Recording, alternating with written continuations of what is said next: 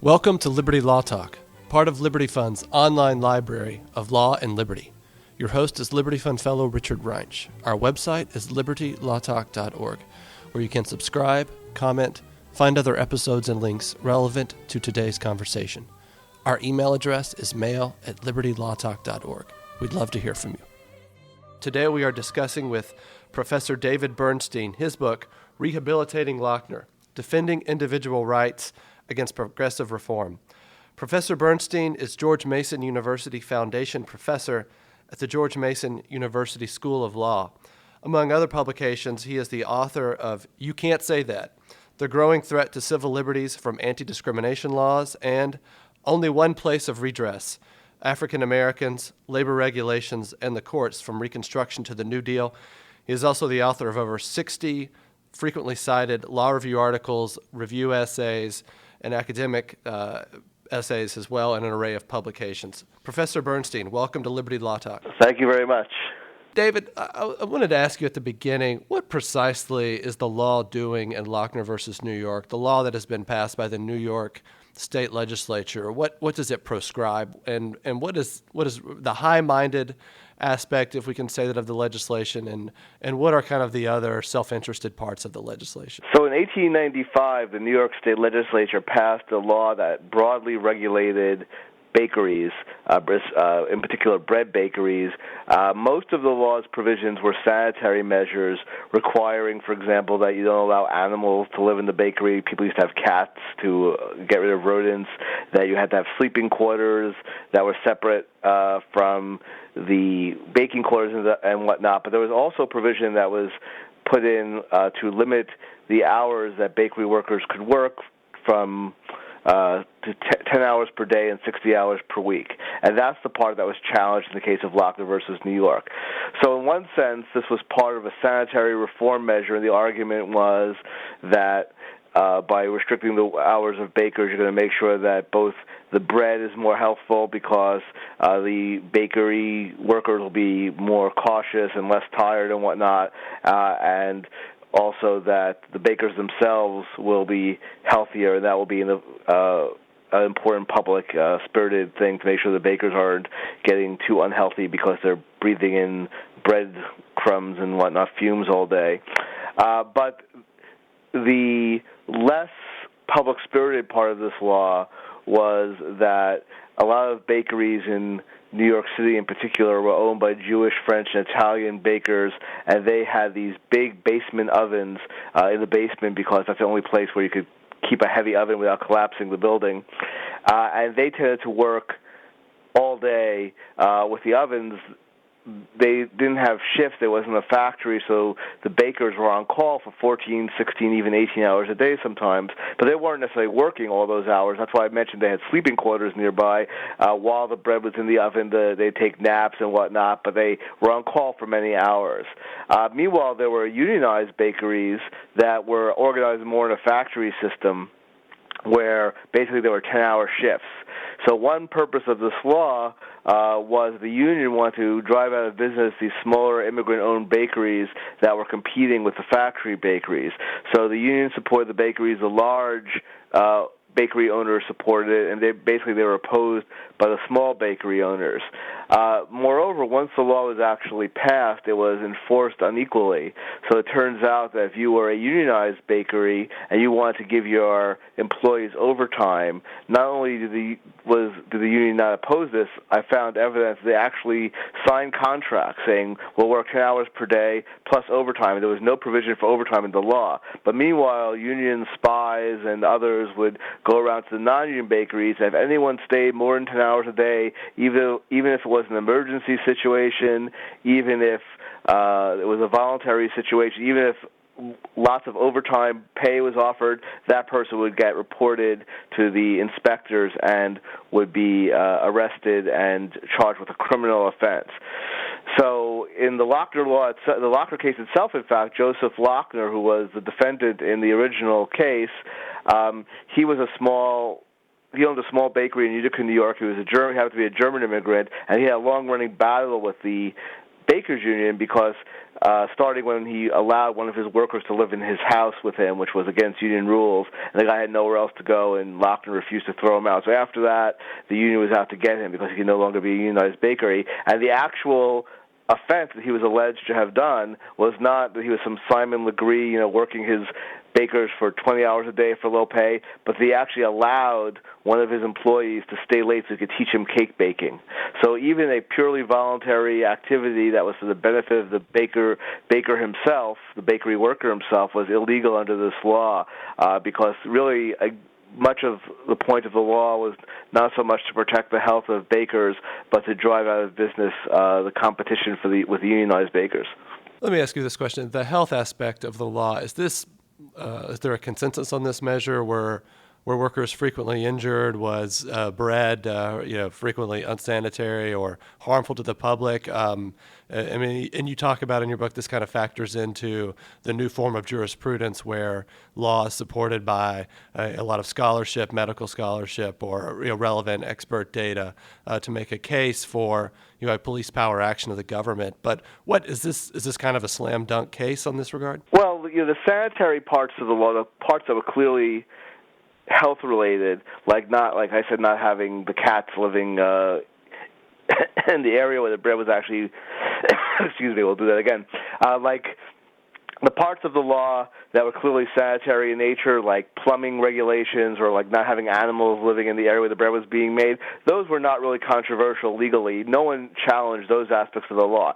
Even those aspects of the law were arguably written in such a way as to be to the detriment of the basement bakeries and to the benefit of the larger bakeries, but everyone understood that the government has broad authority to regulate for purely public health reasons. With regard to the hours law, the real issue in the case was this really indeed a health measure, or was this just a measure to regulate the hours of laborers for other reasons, maybe to help the union or whatever, or for paternalistic reasons or whatever.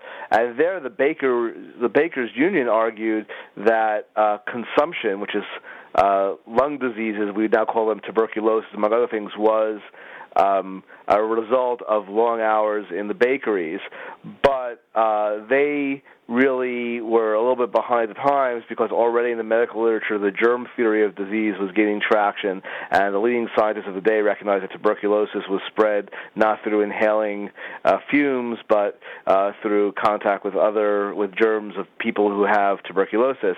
In any event, one of the most interesting parts of this litigation is that the head of the bakery union, a guy named Henry Weissman, who pushed through the 10-hour law, later got thrown out of the union, started his own bakery, went to law school, and wound up representing Joseph Lochner before the Supreme Court. And he gathered all the relevant medical evidence that he could find, and that medical evidence suggested that contrary to the propaganda, shall we say, of the bakers union, bakery workers were no more or less unhealthy than people who are working in sort of normal professions like blacksmiths or even law clerks. Their mortality rates were not especially high. They were in some studies they were in the middle of all workers. In some studies, bakery workers were actually even healthier, less likely to die at a young age than the average worker. So there doesn't seem to have been really good medical reason for singling out bakers in this way, although, to be fair, there were people who believed that there were such reasons, even if they were wrong. You make the point in your book that even at the time of the legislation, large unionized bakeries or non-union bakeries, but large-scale operations, it was actually pretty rare even at that point for their employees to be working more than 10 hours a day, and yet these are the law's biggest advocates and the biggest defenders of the law, and you reference even kind of the self-policing of it against other bakeries. But this is kind of help us understand what the law is after and what it's trying to accomplish in terms of maybe a more public interest part going on. Sure. This is the legislation that we have here is a result of what one economist calls the Baptist and bootleggers kind of coalition. So in other words, you have people, when you have an issue like alcohol prohibition, you have Baptists who believe alcohol is a bad thing and in the public interest they want to ban it, and who else wants to ban legal sale of alcohol? Bootleggers, because they don't have a market for their illegal alcohol unless alcohol is banned. So similarly, you had people who sincerely believed that this law was in the public interest, and you had union activists and others who wanted to drive out the non-union bakeries. And a lot of legislation is like this, and this is why it's very hard for courts to be asked to review legislation to ensure it's in the public interest. But the one factor, I think, that really helped Joseph Lochner, his challenge to the law, is that when New York State eventually codified the law, so first you pass a law, the legislature votes, and then the governor signs it, and now it's a law, but eventually it's put into the legal code, the formal legal code of the state. So it's put into the formal legal code a few years later, and the legislature had a choice of putting this law into the health code, the 10-hour provision of the law, into the health code, or into the labor code. The rest of the law, all the sanitary provisions, went into the health code. The 10-hour provision went into the labor code. So you have a situation where New York State has to defend the law and claim, yes, this really is a health law. This really isn't just about regulating workers for pro-union or other not necessarily public-spirited reasons. This is about health, yet the legislature themselves, after they pass a law, said, no, this is a labor law, not a health law. So it makes it a lot harder to argue with a straight face before the court that it's really a health law. Let me ask you the question about the court's reasoning in Lochner. So we look back at this, and the term you would hear, that you hear is, the court's engaged in substantive due process. But does the court at the time understand itself to be doing something that is, obviously a linguistically challenged term, substantive due process, or do they see themselves doing something that's really, I'll use the term, kind of a living tradition of jurisprudence, that is, a due process, of course, would have to incorporate something beyond just procedure. There would have to be equity involved or a right involved that it actually protects. Otherwise, things could be prescribed and you could never really get to a due process analysis to begin with. But on that score, liberty of contract, is this a part of Anglo-American jurisprudence going back largely even preceding American law? And how does it get worked into what courts do and how they think about these cases? Okay, so we have to start with the fact that Lochner brought a liberty of contract claim against the law, arguing that it was a violation of his and his employees' rights to bargain for their employment terms, and therefore was unconstitutional under the Due Process Clause of the 14th Amendment. The Due Process Clause says no person shall be deprived of life, liberty, or property without due process of law. So there's a long-standing controversy in Anglo-American tradition as to whether due process of law only refers to judicial procedures, and therefore, as long as you are properly charged with a crime and get a jury trial and all that, it's fine, or whether due process of law means something broader. And the key word here is of law, right? So the question is, in the natural rights tradition, is something really law if it violates people's rights in an arbitrary or capricious manner? And the argument is that for legislation to constitute due process of law, it has to comport with certain general principles that make something a valid law in a natural rights kind of sense. It can't single out particular individuals for harm in ways that doesn't apply to the whole society. It can't be an arbitrary deprivation of liberty. So by the time the 14th Amendment comes into effect in 1868, there's a pretty wide consensus, actually, that due process of law does include some substantive protections of liberty. And the question is, well, what are those substantive protections of liberty? Going way back into Anglo-American tradition, back to the 1680s, there's a long-standing hostility to government imposition of monopolies, that the king would abuse his authority by giving his cronies monopolies over certain businesses.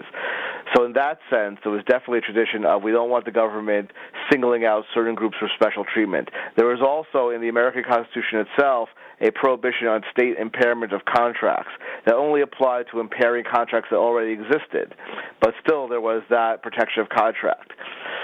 All of that was probably not enough to find a liberty of contract doctrine, but by the 1870s and 80s, first English common law and then American common law recognized that when enforcing contracts, that you should try to adhere to the intent of the parties and not substitute judicial wisdom for what the parties wanted, because we believe in liberty of contract. So in other words, the general idea of not having the government get too far involved in people's business economically, and the idea of we like contracts in general, eventually merged into a concept of liberty of contract. And by the time the Supreme Court started hearing cases like this in the late 1890s, Lochner was 1905, this wasn't really especially controversial. In 1897, in a case called Algeir versus Louisiana, the court said in a unanimous decision that liberty of contract is protected by the 14th Amendment. So one could debate back and forth from an originalist point of view or from other perspectives whether liberty of contract was a valid constitutional doctrine, but that in itself wasn't controversial by the time Lochner came around. Lochner was neither inventing the idea that due process of law included substantive rights, nor was it inventing the idea of liberty of contract. These were already established in American jurisprudence. And I should add that this whole concept of substantive due process, which is sort of an oxymoron, was invented later. It wasn't really used till the 30s and 40s, and not commonly until even after that. The judges at the time didn't see a difference between substantive and procedural due process the way we do today. Due process of law was seen as a protection from arbitrary government activity. It could be arbitrary because you've been deprived of the judicial procedures, or it could be arbitrary because the legislature singled out a certain group for punishment without any particular valid rationale, or simply because it was an arbitrary deprivation of liberty with no proper public purpose. Let me ask you, the preceding Lochner, the important case of the slaughterhouse cases, 1873, if I recall correctly. How does that shape the analysis the court does, or this liberty of contract doctrine, and trying to find it in the due process clause? Is this kind of a unfortunate part of a turn the court makes that then forces something else that maybe not have been the best repository for it? So the 14th Amendment has two provisions that might seem to protect liberty rights. One, which is the more obvious possible protection of liberty rights, is the Privileges or Immunities Clause, which says that no state shall deny any person of the privileges or immunities of citizenship. And under that provision, some butchers in Louisiana challenged a law that required basically the establishment of a monopoly butchering facility, which they would have to use. And the Supreme Court, a 5-4 decision, essentially said the Privileges or Immunities Clause does not really give you any new substantive rights that you didn't have before the 14th Amendment was passed. So that could no longer be a font of protection of rights, and there are those who argue that the right to liberty of contract, or at least the right to be free from government-sponsored monopoly, was supposed to be protected under the Privileges or Immunities Clause, and using the Due Process Clause was sort of a second-best solution, but it wasn't really meant to protect rights like that. But on the other hand, I think a lot of recent scholarship is coming to the conclusion that if you look at the status of what due process of law meant in 1868, when the 14th Amendment was passed, it did indeed include some protections against arbitrary forms of legislation. So there's a lot of dispute about this in the legal community. I look at this more from a historical point of view than trying to say who is right and who is wrong. But if you wanted to justify what the court was doing, one argument that people have started to make is that the Privileges or Immunities Clause was meant to protect a specific subset of rights, particularly those that are in the first 8 amendments of the Bill of Rights. And there's some historical evidence supporting that. And the Due Process Clause was a more general repository against arbitrary legislation. So in other words, if a government entity at the state or local level had violated your right to freedom of speech, even if it violated it in a non-arbitrary way, you could still argue under the Privileges or Immunities Clause that I'm protected because freedom of speech is part of the Privileges or Immunities of citizenship. But on the other hand, other rights that aren't enumerated elsewhere or were not clearly part of the Privileges or Immunity tradition could still be protected against arbitrary regulation. After all, one would say there are all sorts of depredations the government could come up with in the future that we've never thought of before, and the existing privileges or immunities of citizenship might not cover that, but the Due Process Clause sort of gives the court flexibility to protect the public from arbitrary legislation in the future. Let me ask you, with the movement of which you talk about at length in your book of we'll say the early 20th century progressive movement, and in particular the legal aspect of the movement. How do they regard the notion of natural right, of things that we have as human persons that antedate the state?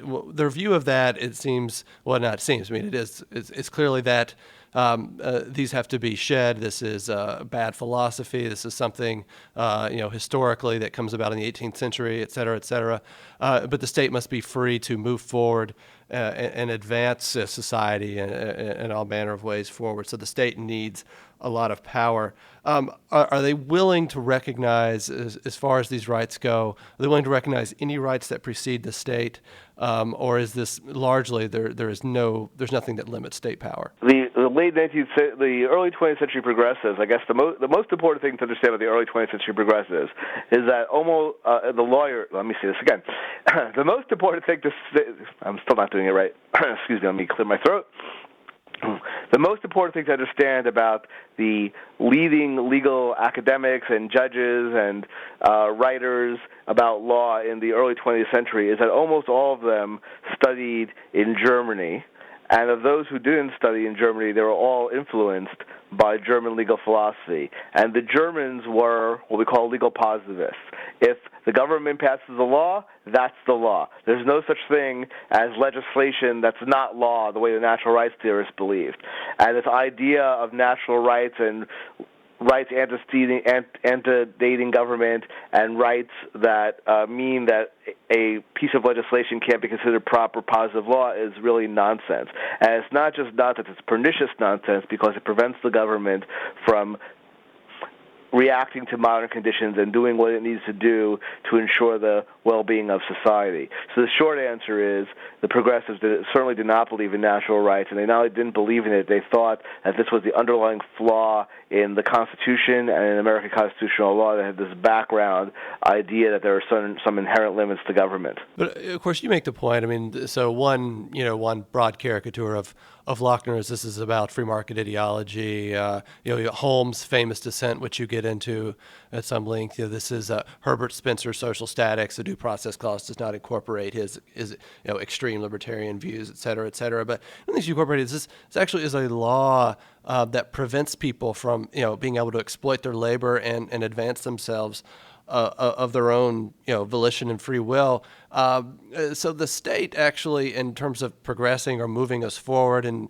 typically you have in mind those who have been damaged in some sense by the industrialization, et cetera. They're actually the ones being hurt by the legislation, it seems. Do progressives, is there ever any confrontation with that part, or is it just kind of ignored under the aegis of that's fine, that's the part of progress? Because in full measure democracy, we seem to democracy in the development of where we are.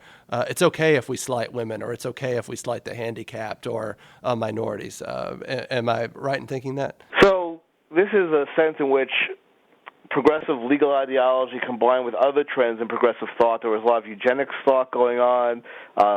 Economists of a progressive bent had their own views of labor markets, and basically what it all came down to is that government should pick out the people who are going to be the backbone of society and make sure that they're okay. Who is the backbone of society? It's white, middle-class, working families. And what we want to do is ensure that the head of the household, the male head of the household, is able to earn enough money to provide for his family. The problem with all sorts of other groups, immigrants, especially when we talk about white heads of family, also especially Germanic, people of Germanic descent, or what they used to call Teutonic descent or Anglo-Saxon descent. They're the backbone of society. They're the future of civilization. They're the ones who brought us this great American civilization, and we need to take care of them. These immigrants from Eastern Europe, African Americans, women who want to join the labor market, even the disabled and the elderly, they can't command high enough wages to support a family. And by allowing them into the labor market, you're actually dragging down potentially the wages of the middle-class white male householders. So labor regulation, by excluding certain groups, or by telling these groups, if you can't command whatever wage we think is appropriate, then we don't want you in the labor market, this is not considered a flaw in this legislation. This is considered a bonus. We don't say, we're excluding women from the workplace, that's a cost, but we're willing to accept it. We say we're excluding women from the workplace, and that's good because, A, women should be home raising their children in a proper middle-class manner while their husbands go out to work, and B, if women in the workplace can't command the same wages as men, they'll drag men's wages down, and then men won't be making enough to support their family, and women will have to go out to work. Let me, thinking about this question as well. In the Lochner and the liberty of contract doctrine, you talk about an array of cases where liberty of contract's at stake. The court finds with the state government finds with the police power, and I guess the question that rises is why has Lochner decided the way that it is? But also, it's really not even regarded. It seems to me. As canonical or as something that really clears the field in this area of analysis, precisely because the police power is given such deference. Have we wrongfully interpreted the power of the case? And actually, what maybe your book, Rehabilitating Lochner, does is kind of bring back the liberty of contract understanding, while not necessarily, saying that this should be the controlling legal analysis in all these sorts of cases, that there is a balance, a fact balance that has to take place in these sorts of decisions. Well, there are two related myths about Lochner, one of which was that the court at this time was using the due process clause to enforce laissez-faire libertarian ideology in the economic sphere. And that's incorrect because, indeed, the vast majority of economic regulations that came before the court under the Due Process Clause were upheld. And Lochner was a maximum hours law. There were maybe a dozen other maximum hours laws that came before the Supreme Court. Every single one of them was upheld. So there must have been something special about Lochner. I think one thing that was special about Lochner, like I mentioned, was that it was put in the labor law category, not the health law, yet the justification for it was that it was a health law. It was also extremely unusual in not having any provision for overtime, which made it an especially harsh law. It also didn't result in a civil fine, but in a criminal penalty. And I think also the brief for Joseph Lochner that I mentioned earlier, going through all the health-related data, was especially creative for its time, and the brief for New York State was especially bad. So Lochner was something of an anomaly. It was an extremely harsh law that could put someone in jail merely for allowing someone to work overtime for a lot of extra pay with that employee's complete consent. So that was pretty unusual. The other myth that is related is that Lochner and related cases were only about economics. So it turns out, actually, that the justices who were sympathetic to liberty of contract, or at least were more sympathetic to liberty of contract, also were more sympathetic to putting limitations on government in other areas. The progressives who were against liberty of contract didn't believe in rights at all. They didn't believe in freedom of speech. They didn't believe in the right of blacks not to be segregated, and so forth and so on. And these issues were not always taken up with great fervor by the Lochner side, but the original opinions from the 1910s and 20s protecting what we would now consider civil liberties tended to be supported by the folks who supported liberty of contract, and they tended to be opposed by those who opposed liberty of contract. Now, none of these were great libertarian decisions. The courts always recognized this police power. So we never had a truly libertarian jurisprudence, but the choice circa 1905 or 1915 or 1925 was really primarily, do you believe there are limits on government power at all that are protected by the Due Process Clause, that people's rights are protected by the Due Process Clause, or do you basically think that the rights provisions of the Constitution should be interpreted extremely narrowly, if at all?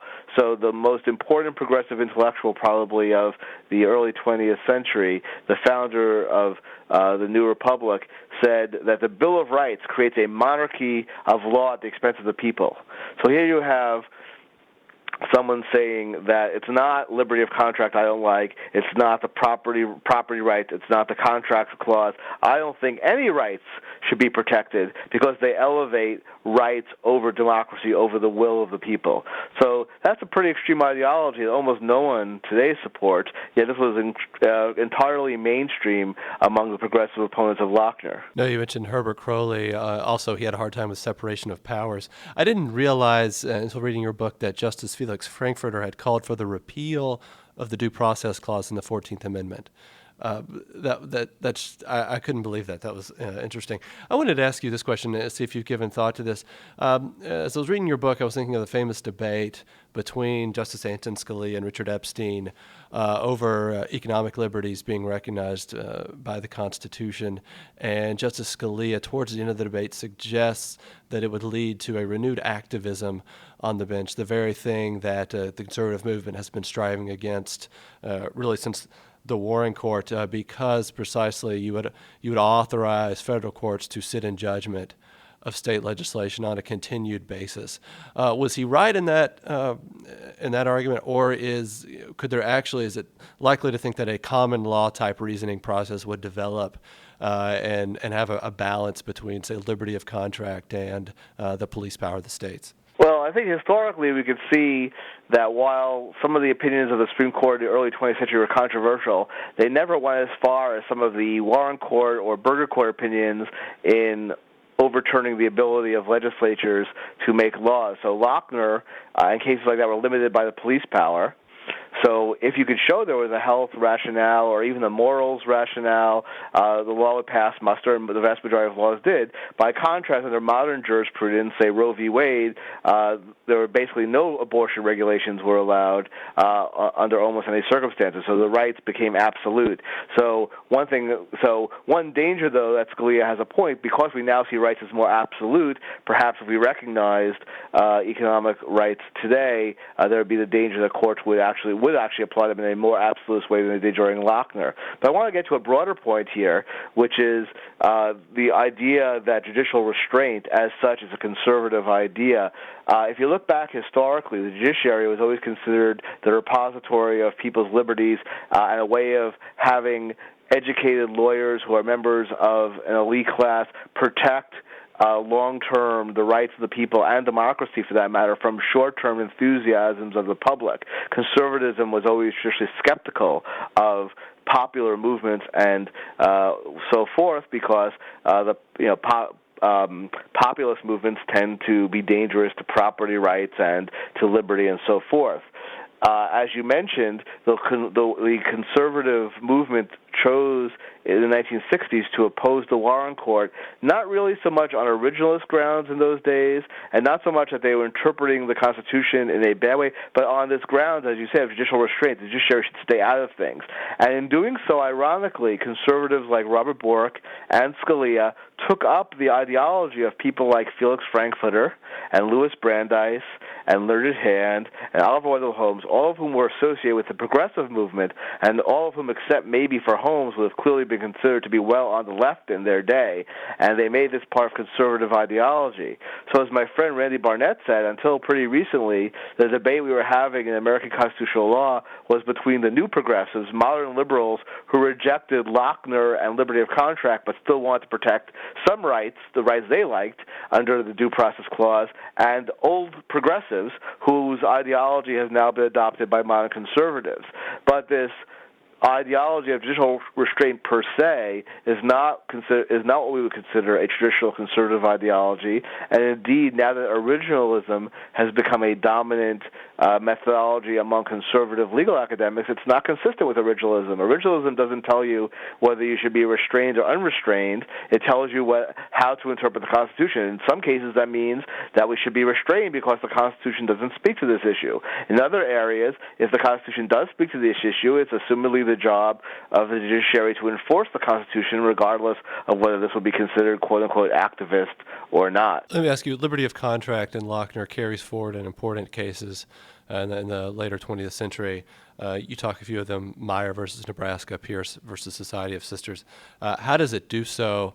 And then also, how do we understand those cases today? Do we understand them from a liberty of contract doctrine? And also, just a broader question, why do we need to get the history of Lochner correct, and also, I would say, the reasoning of these subsequent cases? Why does that matter? Well, again, you mentioned previously that Felix Frankfurter wanted to abolish the Due Process Clause of the 14th Amendment, and he was hardly alone in thinking so. So the progressives in the 1910s and 20s were arguing that the court basically should not interfere with state legislation under the Due Process Clause either at all or perhaps only under the most egregious circumstances. But then in the 1930s, progressives and their modern liberal cohorts took control of the Supreme Court after a whole series of appointments by President Franklin Roosevelt. So they had the choice, and they could have gone ahead and said, okay, from now on, we're not protecting rights under the Constitution anymore. That's what we had always said. We'll just leave things to democracy. But for a variety of historical reasons, including the fact that it's a lot easier to be in favor of judicial action when your side controls the courts, but I think also because this whole German legal positive thing didn't seem to be working out so well in Germany and throughout Europe, and people said, hey, maybe we do need the courts to protect democracy from authoritarianism. The liberal wing of the court decided, we do want to protect civil rights and civil liberties. We don't want to protect economic rights anymore, but we do want to protect African Americans from discrimination. We do want to protect freedom of speech and so forth. And they chose to do that, but they were too embarrassed, I think, to acknowledge that in doing so, they weren't really following the progressive line, but they were following the ideology of Lochner, not with liberty of contract per se, but in the idea that there are certain inherent limits to government authority, and we do oppose legislation that singles out special groups for disadvantages like African Americans. And so they came up with a mythology of constitutional law in which Lochner was only about economic rights. In cases like Meyer versus Nebraska, which protected the right to teach foreign languages to children, and Pierce v. Society of Sisters, which said you have a right to send your child to private school if you so desire, even though those cases cited Lochner, were clearly in the same line of cases as Lochner, and even though Justice Holmes, for example, the progressive hero, dissented in Meyer versus Nebraska, somehow these became enlightened early progressive liberal opinions and had nothing to do with the liberty of contract doctrine, and we carry these forward into cases like Griswold and Roe v. Wade. So the court came up with a variety of circumlocutions, of distinctions of how they explain why these cases really weren't in the liberty of contract line of cases, but they really were. And why is it important to recognize that? Well, I think it's important in part because modern liberals should recognize that their heritage doesn't come solely from the progressives who are hostile to economic liberty, but it also comes from the libertarian wing of the court in the old days, and they should recognize, I think, that some of the ideology they like today is descended from the libertarian views that they tend to scorn. And I think it's important because you have justices on the court like Breyer who often tend to repeat myths and ideas that come from the progressives. He's sort of more hostile to the First Amendment than you'd expect a modern liberal to be. He talks about democracy a lot. But yet, I'm sure if you ask him, I'm a civil libertarian, I believe in civil rights, well, if you're only going to look at the progressive wing of the court and only take your views from there, there's a real danger that you are going to ultimately neglect rights. I think also it's important because both sides, both conservatives and liberals, use Lochner in their own way. Conservatives, like Scalia, who you mentioned, use Lochner as a symbol of judicial activism, of judges making stuff up, and liberals use Lochner as a symbol of any time the court wants to limit government in any way that is in the economic sphere. It doesn't matter what clause it is. It doesn't matter if it's a contract clause, the takings clause, the due process clause, the non-delegation doctrine, or now we're having a controversy over the commerce clause. So President Barack Obama just said if the Supreme Court invalidates Obamacare, that's like Lochner. Well, this becomes sort of a cheap rhetorical trick that each side uses against the other that really has nothing to do with the actual history. So I'm very happy for both liberals and conservatives to have debates with them among themselves, between themselves, with libertarians over what the proper scope of a due process clause is, what the proper scope of the Commerce Clause is, what the proper scope of the Takings Clause is. What I don't like is when everyone says, oh, well, we can't even consider doing X and Y. We can't consider protecting rights under the Due Process Clause. We can't consider limiting the Commerce Clause, not because the clause doesn't mean such and such, but because if we do so, we're going back to this antediluvian reactionary era in which the court protected only economic rights in the most radical laissez-faire way and prevented the government from regulating in any way. That's all just nonsense. So, my view, if you're going to use historical arguments, you need to use them accurately. Otherwise, they're worthless. No, I agree with you. It's also, you make the point with the progressives and civil liberties and the rather instrumentalized view they have of them, which I thought was an interesting argument, and one that's accurate, because these things like free speech, civil associations, etc., it's only good because it allows the experiment of democracy to go forward. These aren't things that are intrinsically good for people to do. They're not things that they hold prior to the state, which seems to leave them open to protection or to manipulation, it would seem, in future acts of government. I would ask you to comment on that, if you would. And also, you mentioned President Obama, of course, in the speech, I think it was 2 weeks ago, in front of the Associated Press, he made the argument that Lochner was a Commerce Clause case, which would seem to, I think, bear witness to your argument that we don't understand Lochner, and we think it's about an activist court enforcing laissez-faire ideology. Well, taking the second point first, after World War II, one might have expected some reconsideration of the precedents that the court established during the New Deal and World War II. A whole variety of doctrines, which I already mentioned, property, takings clause, contract clause, commerce clause, liberty of contract, were all abolished in a very short period of time. And from a historical point of view, it's not especially surprising because you had two major national emergencies, one right after the other. You had the worst economic crisis in American history, and then you had World War II, which was a huge military crisis. And in both cases, for better or for worse, the general sentiment both among the public and intellectuals was these crises call for very active government, and these constitutional doctrines are standing in the way. We have to get rid of them. Okay, well, the crises are over, and you might expect people to say, well, maybe we went too far with completely abolishing some of these doctrines. Maybe some of these doctrines had a bit of merit here and there. But the problem was that by the end of World War II, the classical liberal tradition, and for that matter, the classical conservative tradition, had basically died out in intellectual circles and in legal academia. And people look back at these doctrines and said, Commerce Clause puts limits to the federal government. That doesn't make any sense to us. Non-delegation doctrine, where you can't delegate powers to agencies, well, why not? Liberty of contract, that just strikes us as social Darwinism nonsense. So they couldn't really understand why people believed in limited government. I mean, you go back to even as late as the Goldwater campaign in 1964, you had prominent intellectuals saying, well, anyone who believes in limited government the way Goldwater does must be literally mentally ill, insane in some way. So, this seems weird to us, but you could go back and read the literature. So people really couldn't fathom the old ideology, even though it was pretty recently. It just seemed so foreign to them. So what liberals came up with, instead of going back and saying doctrine by doctrine, let's justify what we're doing and see if maybe there's something we could salvage from the old jurisprudence, this all must have been just some weird reactionary social Darwinist laissez-faire era that we're thankfully over. And it's not even worth taking this stuff seriously. It's all just, laissez-faire, social Darwinism. It's all just, well, they eventually settled on Lochner for a variety of pretty random reasons. But it's all just Lochner. So really, from Obama's point of view, he's really, people claim he made an error, but what I think he was really doing, he was just reflecting the standard modern constitutional law, especially among liberals' view, that there's really no difference between the Commerce Clause and the liberty of contract doctrine and any other doctrine that serves to limit government. It's all just part of a mysterious, weird period that we're, reactionary period in American history, and it's all the same thing. It doesn't matter what you call it. So that's that's obviously not actually historically accurate. There were different lines of cases. They had different justifications.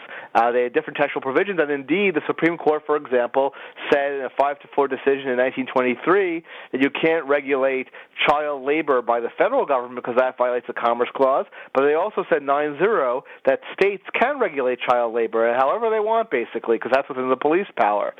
So it isn't true historically these doctrines just served as substitutes for each other and had no textual or historical basis, but that's the mythology that's come down to us. Now, I've forgotten what your first question was. Oh, I know that's okay. I was, it seemed to me a crucial move, and Holmes kind of does this as well with regard to civil liberties, that they're merely instrumental, and it's about the experimental process. And if the experimental process, as Holmes said, were to lead to communism or something, we would have to accept that, which, of course, alters the thinking about First Amendment rights and freedoms. It seems that it's a crucial move. Yeah. Right. So there are two basic libertarian or classical liberal justifications for freedom of speech, one of which is that it's a natural right, it precedes government, and the other of which is itself instrumental in a way, but in a different way, which is that whatever harm speech can do, we think that giving government, which obviously has an incentive to try to control and stifle dissenting speech, the harm that government could do by regulating speech is likely to be worse than any of that. Neither of those two justifications were accepted by the progressives. The one right that some progressives, not all progressives, the one right in the Bill of Rights that some progressives like Holmes and Brandeis eventually settled on, that they actually did like, was freedom of speech. But it was instrumental. Freedom of speech is good because it allows for democracy to win out. If you're going to have big government, if you're going to get rid of the old natural rights limited government tradition, big government necessitates public participation. This is a very instrumental viewpoint, and it's the kind of viewpoint that you would expect people only to support when they think that their ideas are going to win out. So we were living in a time in the 1910s and 20s when it looked like classical liberal or classical conservative ideas were dying and progressive ideas were winning. So not surprisingly, progressives would be in favor of freedom of speech. The problem with such instrumental justifications is when progressives no longer think they're winning, they will inevitably turn against freedom of speech. And you see that to some extent in modern times, that modern liberals are much less supportive of freedom of speech than they used to be because they don't think that they're winning. Even if they think they're winning, they're not sure they're winning. They're not winning as overwhelmingly. They want to ban hate speech. They want to ban speech that's sexually suggestive. They want to ban all sorts of speech, and it's become, they want to ban campaign finance speech, and it's become conservatives who've taken up some of the slack, ironically, because conservatives have become more sympathetic to freedom of speech, not surprisingly, when it turns out that they think that they're doing fairly well in the marketplace of ideas. So if you really want to protect free speech rights, the justifications that progressives were giving are probably not the way to go, because instrumental considerations that rely on current political developments are obviously going to be vulnerable when political developments change. Professor Bernstein, thank you for being with us today and discussing your book, Rehabilitating Lochner, Defending Individual Rights Against Progressive Reform. Well, thanks so much for having me. This is your host, Richard Reinsch, and you have been listening to a podcast that can be found at libertylawtalk.org, where you can subscribe, comment, find other episodes, and links relevant to today's conversation. Our email address is mail@libertylawtalk.org.